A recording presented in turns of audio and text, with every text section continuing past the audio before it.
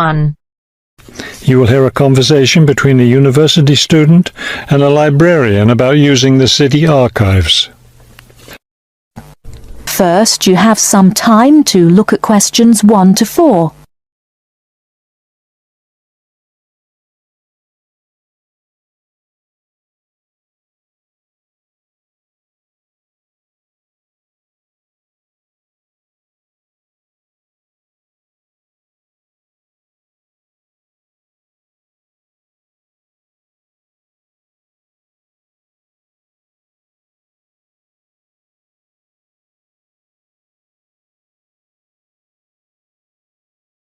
Now we shall begin. You should answer the questions as you listen, because you will not hear the recording a second time. Listen carefully and answer questions 1 to 4. Hello. I was wondering if you could give me some information about using the archives? I'd be happy to. Are you a resident of the city? Actually, I live just outside the city, but I study at the university downtown. That's fine. All you need to do is show your university identification card, and you can use the archives at no charge, as long as your ID card is current, of course. Yes, it's valid. So I don't have to pay anything? No, city residents pay an annual fee, but students can use the archives for free. Everyone else needs to get special permission from the director, but that doesn't apply to you, of course. Oh, good. I was also wondering about the schedule. I have classes every day, Monday through Friday, and I also have a part-time job, so I could really only use the archives on weekends. That's not a problem at all.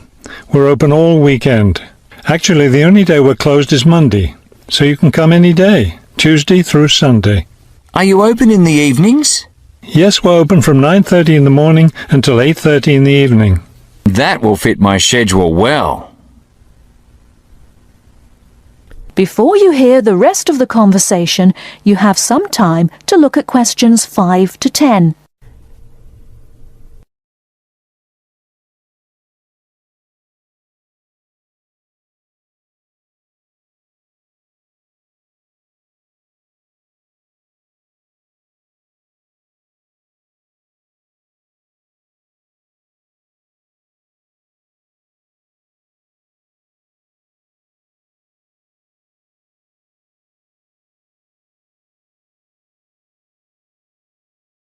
Now listen and answer questions 5 to 10. Is there something else I can help you with? Yes. One thing I'll be needing to see for one of my class projects is old photographs. Do you have photographs of the city in the 19th century that I could look at? Yes, we store all the photographs in the basement. Those stairs over there will take you down to the photography collection. Just tell the librarian there what you're interested in, and he'll help you. Those would be 19th century photographs? Yes, the entire collection is there. Now, if you're interested in seeing documents from the 19th century, those are right here on the ground floor. I would like to see some of those documents. Does that collection include newspapers too? No, all the newspapers from the earliest ones in the 18th century up to the current time are on the second floor. Here, let me just give you this map of the archives, and you'll be able to find whatever it is you need. Thank you. Oh, I see you have a whole room devoted to maps. Yes, on the third floor. That's great, because one thing I need to do is look at how the city has developed over time. I'm sure you'll find a lot of helpful information there.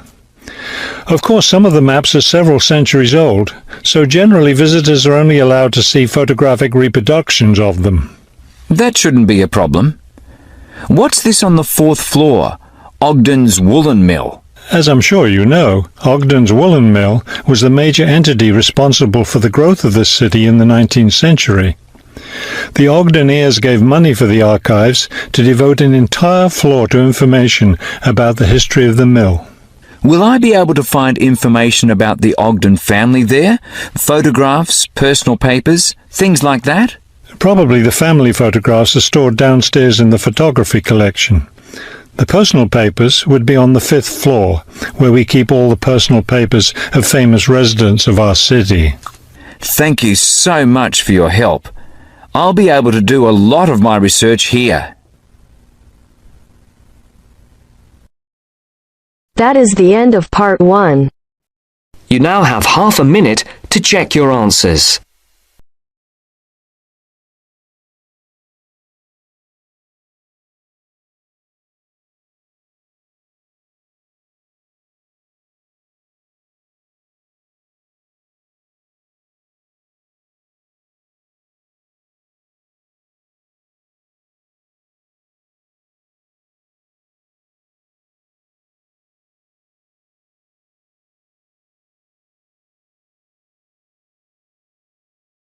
Now turns to part 2. Part 2. You will hear a parent educator talking about childhood accidents. First, you have some time to look at questions 11 to 16.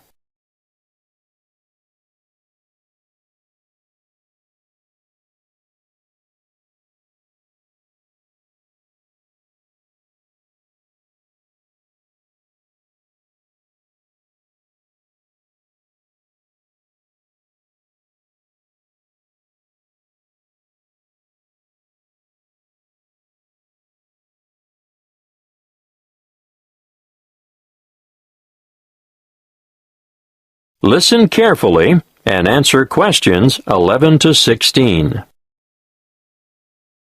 I'm sure you are all aware that babies, infants, and children are exposed to an enormous number of potentially serious accidents all the time. Accidents where vehicles are involved are always awful, but particularly so when children are injured. Now, of course, most should never happen, but unfortunately, the casualty lists increase every year. It still surprises me that so many youngsters fall from shopping carts, for example. With small children, however, the highest proportion of accidents will occur inside the house or in the backyard. Many of the risks are obvious, but are often ill-considered, even in well-organized homes. Older children are exposed to a greater number, for they are also open to the hazards of the adult world. This should be kept well in mind by parents. Education is vital. There are some very good television shows which do the job quite well, but children should be educated from the moment they learn to crawl. And so I'd say the best teachers are parents, who can instill safety habits in the responsive minds of their children by constant repetition. In this way, they will gradually learn to avoid the danger zones. Of course, if they go to preschool, there'll be fewer hazards there, but I'm going to cover a few of the important household areas now. Firstly, kitchen hazards. The family kitchen is actually no place for a child, although children may spend a lot of time there with their mothers. All I can say is never leave saucepans on stoves with their handles jutting out. It's easy for little hands to seize hold of them, and adults can even catch themselves on them too. Scalding is a serious issue for grown-ups and children alike. If you are transporting dangerous items about the kitchen, always look to see where children are standing. Hot items are naturally high risk.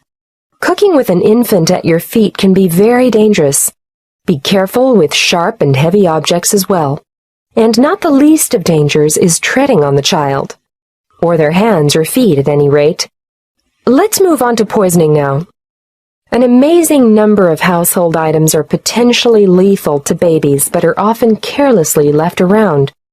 Bleach, drain cleaner, and similar items should be kept out of reach of infants, who have no idea of their risks. And a word of warning here, never reuse juice bottles as containers for lethal fluids, and never leave these items within access of infants. Playground equipment deserves a mention too. Even in the most skillfully designed playground, accidents occur. We all enjoy the seesaws, but do make sure that they are evenly balanced. Personally, I don't understand the attraction of the roundabout. It makes me feel sick to my stomach. But the little ones enjoy the ride. Swings are great fun, but children just don't understand the danger of a swing suddenly coming back and striking a standing child. The results are often big bruises or even broken bones. Fractured skulls are the worst playground injuries I've seen, and these are common when young ones fall from a height such as the top of a climbing frame. I think the slides are much safer. Whatever your preference, though, be sure to keep a watchful eye on your children in the playground. Before you hear the rest of the talk, you have some time to look at questions 17 to 20.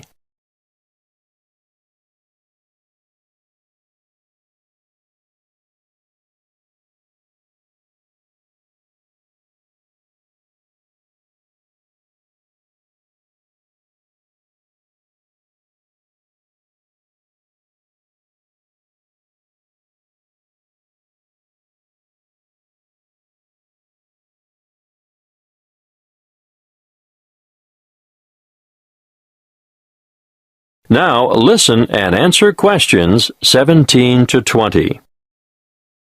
We're up to bath time now. You know that you should never leave a baby alone in a bath, because it's possible for babies to drown in a few centimeters of water. But how many of you have been tempted to go and grab the phone when it rings? My advice to you is to let it ring. And remember when you're filling the bath to put cold water in before the hot to prevent severe scalding, in case baby climbs in before it's ready. Moving on to electrical dangers, first of all, power points. These have a fascination for toddlers, and they'll shove things into the holes like hairpins, nails, screwdrivers, you name it.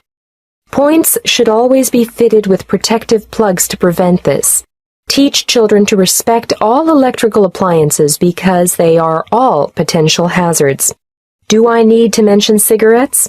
Unfortunately, I still see parents smoking in spaces where their children have to inhale the cigarette smoke. We all know the dangers of secondhand smoke. But even leaving a packet of cigarettes within reach is dangerous because eating just one cigarette may poison a small child. If quitting the habit is too difficult, please ensure all tobacco products are kept out of reach and smoke outside. Lastly, given our cold winters, I need to warn you about heating systems. Open fires and heaters must be covered by protective devices. Even radiators and other sources of heat, which are attractive to children, can cause a nasty burn on sensitive young skin. Remember, there is never a good time to leave infants by themselves in a room where there is an unprotected source of heat. That is the end of part 2. You now have half a minute to check your answers.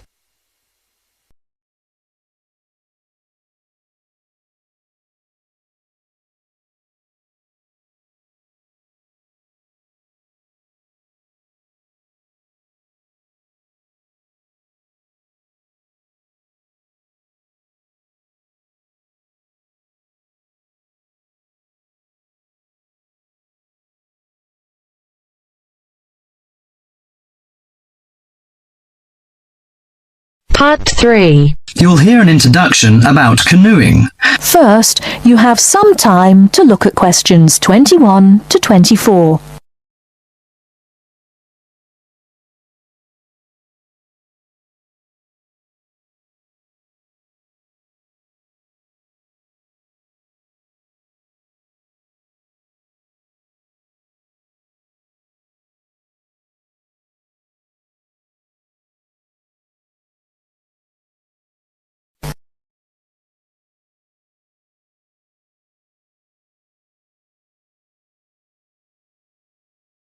Now, listen carefully and answer questions 21 to 24.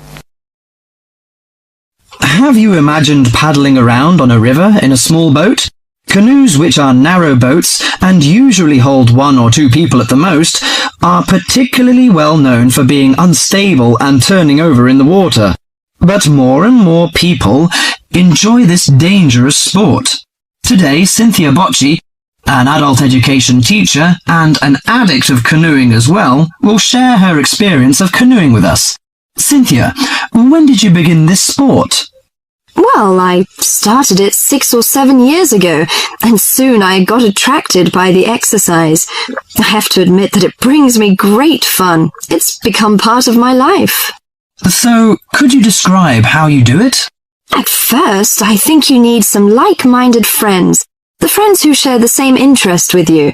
It's no fun at all if you canoe alone. Usually, we assemble in a parking shelter near the Island Lake Recreation Area. We pull our canoes from inside the vans, lift them from atop the cars and trucks, and attach wheels to help transport them to the shores of the lake beside the boat dock. What equipment do you need for the sport? Well, first and foremost, a canoe, of course. The price ranges from £300 to £700, depending on the material they're made from. The more you can pay, the better, really. Personally, I wouldn't look at anything under £500, but that obviously depends on your budget. You also need a hard helmet to protect yourself against rocks when you fall out of the canoe, and believe me, that is very likely to happen. Because of this, it's a must for a beginner to wear a wetsuit. Oh, bathing suits don't work really. Sometimes a life jacket is a necessity in case you fall into water and no one else is nearby. Before you hear the rest of the talk, you have some time to look at questions 25 to 30.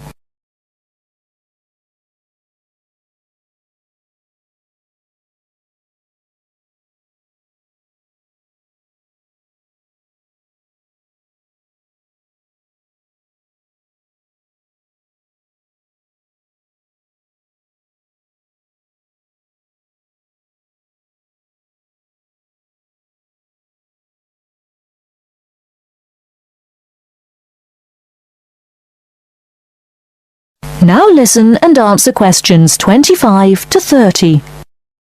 Think it's all worth it? Absolutely, I just love it. It's exciting, exhilarating, yet it's peaceful and it's calm. You can work as hard as you want to, or you can take it easy. In addition to having fun, canoeing offers a workout without realizing you're working out. Besides being a great exercise, which is good to heart and lungs, you gain strength and mobility. You build strength not only by paddling, but also from lifting and carrying your canoes. You can also exercise your mobility. Frankly, I never had upper body strength until I started canoeing. Now I can pick my canoe up and carry it on my shoulder with no problem. However, it's not just a workout of the upper body, but also a total body workout. If you're doing it correctly, it's a great calorie burner. And more important to me, paddling isn't strictly about exercise. It's as much about the peace and relaxation that comes from being out on the water. I saw it described on a brochure as liquid medicine for the soul, and that is so accurate. It allows you to take a mental break from your ordinary routine.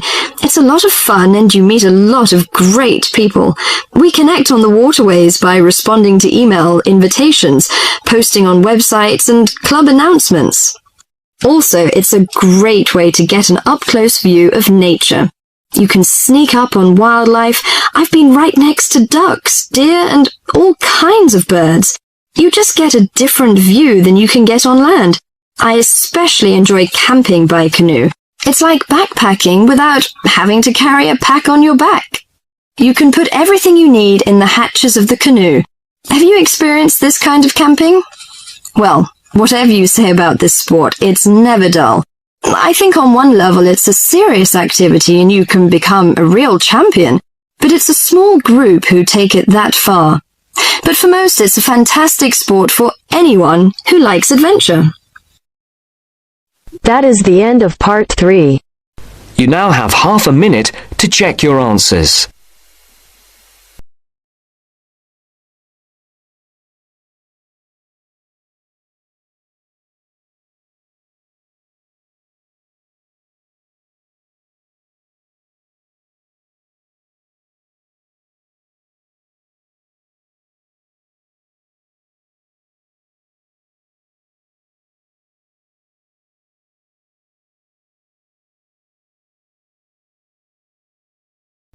Now turns to part 4. Part 4. You will hear a talk given by a lecturer in the Environmental Studies Department on agriculture and environment. First, you have some time to look at questions 31 to 40.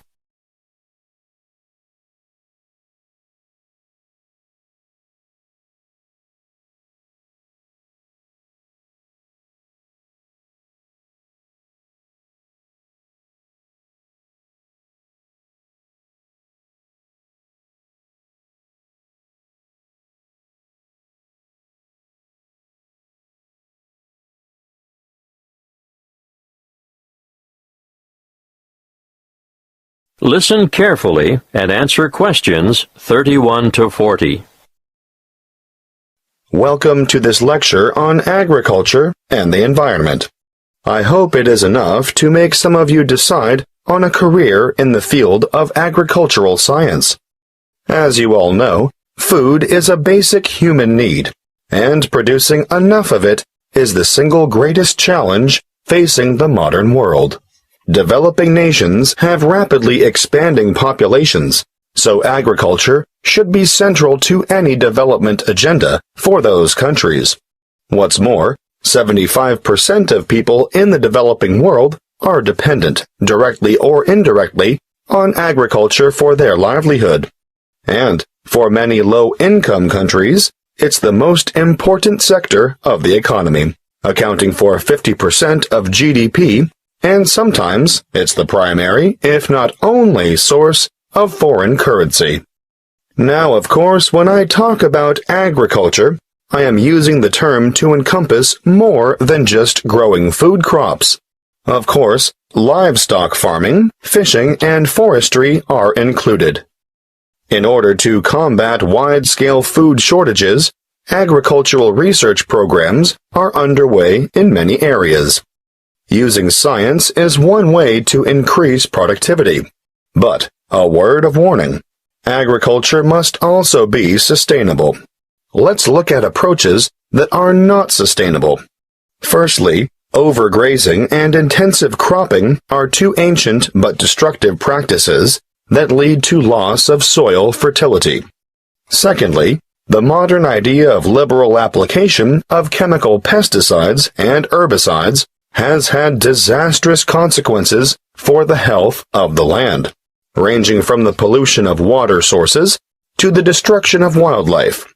These practices have ignored the mechanisms that sustain ecological communities. Ignorance has led to the destruction of the very biodiversity that is essential for sustainable food production. However, introducing new agricultural techniques, especially things like genetic engineering, can be difficult because many people remain suspicious of the fact that plants have had their genetic material modified by scientists. Biotechnology has also led to the dubious practice of bioprospecting, or, as some prefer to call it, biopiracy.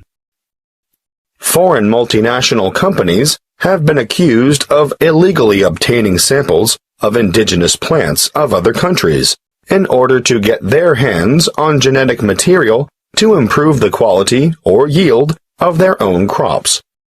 We must put aside the controversy surrounding the field of agricultural biotechnology in order to concentrate on the biggest threat to food production on this planet, which is, yes, climate change. The effects of global warming so far have been to shrink the food supply, thereby pushing up prices and making even the most basic necessities unaffordable.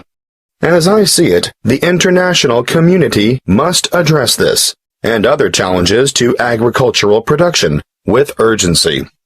Concrete scientific and technological achievements need to be presented for farmers to evaluate and learn to use. But, apart from that, governments need to address the complex issues of policy development if the world's hungry are to be fed. Environmental policies need to be put in place to protect ecosystems and correct soil degradation where possible. Countries cannot continue to exploit natural resources whilst ignoring the consequences. In fact, I'd like to see teams of agriculture and environment experts making up a global network which would monitor the world's farming systems. Different farming systems should be studied not only with a view to analyzing the environmental effects, but the social and economic effects as well. The studies would be carried out with a view to stemming pollution and erosion and promoting safe, cost-effective practices that will guarantee a secure food supply in the future. Monitoring sites would need to be set up all across the world and data collected in a systematic way.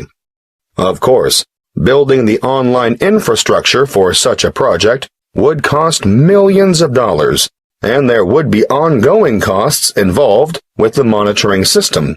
But the information gathered would go a long way towards solving the problem of feeding the masses and ensuring millions of people don't face a hungry future.